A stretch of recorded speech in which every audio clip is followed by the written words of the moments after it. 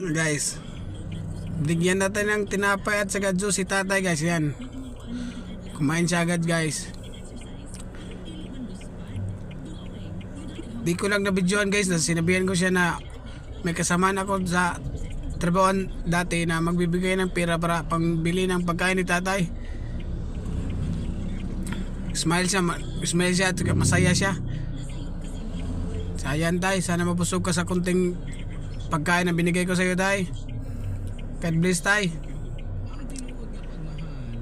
Pag mayroon ako tay, bibigyan talaga kita tay. Kahit wala, hanap ako ng paraan para mabigyan kita tay.